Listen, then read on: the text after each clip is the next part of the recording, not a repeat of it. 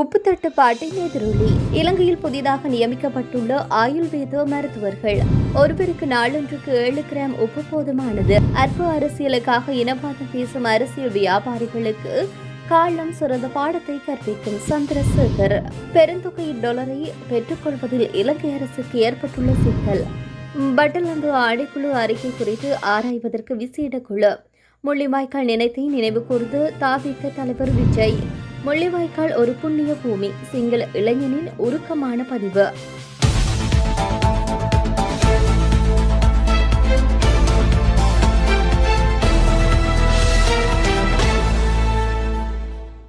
நாட்டில் நிலவி வரும் உப்பு தட்டுப்பாடு பேக்கரி உற்பத்திகளை பாதித்துள்ளதாக தெரியவருகிறது. ஹோட்டல் கைத்தொழில்துறையை சேர்ந்தவர்களுக்கும் பேக்கரி உற்பத்தியாளர்களுக்கும் உப்பு பற்றாக்குறை பாதிப்புகளை ஏற்படுத்தியுள்ளதாக தெரியவருகிறது.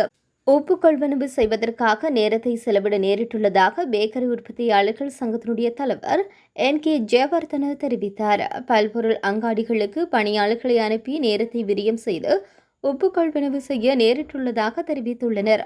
பாரியளவில் பேக்கரி உற்பத்தியாளர்கள் ஒருவருக்கு நாளொன்றுக்கு 200 கிலோகிராம் எடையுடைய உப்பு தேவைப்படுவதாக தெரிவித்துள்ளனர். பேக்கரி மற்றும் ஹோட்டல் துறையை சார்ந்தவர்கள் உப்பை களஞ்சியப்படுத்துவதனால் எதிர்காலத்தில் பொதுமக்களுக்கு உப்பு தட்டுப்பாடு ஏற்படக்கூடும் என அவர் குறிப்பிட்டார். இலங்கையினுடைய பாரம்பரிய சுகாதார சேவைகளை வலுப்படுத்த 304 ஆயுர்வேத மருத்துவர்களை நியமிக்க ஆயுர்வேத திணைக்களம் திட்டமிட்டுள்ளது. இது தொடர்புடைய வர்த்தமானி அறிவிப்பு அடுத்த வாரம் வெளியிடப்படும் என்று ஆணையாளர் தம்பிக்க அபேகுணவர்த்தன தெரிவித்தார். குறித்த வர்த்தமானி வெளியீட்டை தொடர்ந்து முறையான விண்ணப்ப முறை மூலம் ஆட்சேர்ப்பு செயல்முறை தொடரும் என்று அவர் குறிப்பிட்டார். இந்த நிலையில் புதிதாக தேர்ந்தெடுக்கப்பட்ட மருத்துவர்கள் 2025 ஆகஸ்ட் 1 முதல் கடமைகளை பொறுப்பேற்க உள்ளதாக ஆணையாளர் அறிவித்தார். ஒருவருக்கு நாளொன்றுக்கு 7 கிராம் உப்பு போதுமானது என அமைச்சர் வசந்த சமரசிங்க தெரிவித்தார். இலங்கை நாளொன்றுக்கு 500 மெட்ரிக் டன் எடையுடைய உப்பு தேவைப்படுவதாக தெரிவித்தார். எனவே இலங்கை நாளொன்றுக்கு தேவையான 500 மெட்ரிக் டன் எடையுடைய உப்பை விநியோகம் செய்ய முடியாத நாடு அல்ல என அவர் குறிப்பிட்டார். எனினும் நாட்டில் தொடர்ச்சியாக பெய்த மழை காரணமாக உப்பு உற்பத்தி வீழ்ச்சியடைந்துள்ளதாக, இதனால் தட்டுப்பாடு ஏற்பட்டுள்ளதாக அவர் தெரிவித்தார். இதன் காரணமாக உப்பினை இறக்குமதி செய்ய அரசாங்கம் தீர்மானித்துள்ளது என அவர் குறிப்பிட்டார். நாட்டில் போதிய அளவு உற்பத்தி மேற்கொள்ளப்படுகின்ற வரையில் வெளிநாடுகளில் இருந்து இறக்குமதி செய்யப்படுகின்ற விநியோகம் செய்ய அனுமதி வழங்கப்பட்டுள்ளது என்று அமைச்சர் வசந்த சமரசிங்க தெரிவித்தார். அற்ப அரசியலுக்காக இனவாதம் பேசி தேசிய மக்களின் சக்தியையும் தமிழ் பேசும் மக்களையும் பிரிக்க முற்படும் அரசியல் வியாபாரிகளுக்கு காலம் சிறந்த பாடத்தை கற்பிக்கும் என்று கடற்றொழில் நீரியல் மற்றும் கடல் வளங்கள் அமைச்சர் ராமலிங்கம் சந்திரசேகர் தெரிவித்தார். யாழ்ப்பாணத்தில் தேசிய மக்கள் சக்தியின் உறுப்பினர்களை சந்தித்து கலந்துரையாடும் போது அவர் இதனை தெரிவித்தார். தொடர்ந்தும் கருத்து தெரிவித்த அவர், எப்படியான அரசியல் சூழ்ச்சிகள் வகுக்கப்பட்டாலும் மக்களுக்கான அரசியலை முன்னெடுக்கும் தேசிய மக்கள் சக்தியை கைவிட்டு செல்வதற்கு தமிழ் பேசும் மக்கள் தயாரில்லை. உள்ளூராட்சி சபை தேர்தலில் தேசிய மக்கள் சக்திக்கு பின்னடைவு ஏற்பட்டுவிட்டதாக அரசியல் களத்தில் எதிரணிகள் ஒப்பாரி வைக்கின்றனர். உள்ளூராட்சி தேர்தல் முடிவை பொது தேர்தல் முடிவுடன் முடிச்சு போடுகின்றனர். கடந்த உள்ளூராட்சி சபை தேர்தலுடன் ஒப்பிட்டு பார்த்தால் நிலைமை புரியும். அதேபோல தேசிய மக்கள் சக்தி 266 சபைகளை கைப்பற்றியுள்ளது. வடக்கிலும் 150க்கும் மேற்பட்ட உறுப்பினர்கள் தெரிவாகியுள்ளனர். எனவே பின்னடைவு வீழ்ச்சி என கூறப்படுவதெல்லாம் அப்பட்டமான பொய். மக்கள் ஆதரவு நமக்கு என்றும் உள்ளது. ஏனென்றால் நாம் மக்கள் அரசியலை முன்னெடுப்பவர்கள். உண்மையான நல்லிணக்கம் மூலம் தமிழ் மக்களுடைய பிரச்சினைகளை தீர்ப்பதற்கு இந்த அரசாங்கம் முழு வீச்சுடன் செயல்படுகிறது. அதற்கு மக்களும் துணை நிற்கின்றனர். எனினும் இனவாதம் பேசி மக்களை பிரித்தாளும் அரசியலை சிலர் முன்னெடுக்க முற்படுகின்றனர். அப்படியானவர்களுக்கு காலம் நிச்சயமாக பதில் சொல்லும் என அவர் கூறினார். சர்வதேச நாணய நிதியத்தினுடைய அடுத்த கடன் தொகையானது $344 மில்லியன் பெற இன்னும் பல மாதங்கள் தாமதமாகும் என்று தெரிய வருகிறது. சர்வதேச நாணய நிதியம் வழங்கியுள்ள அடிப்படை நிபந்தனைகளை இலங்கை அரசாங்கம் இதுவரை பூர்த்தி செய்யாமையினால் இந்த நிலைமை ஏற்பட்டுள்ளது.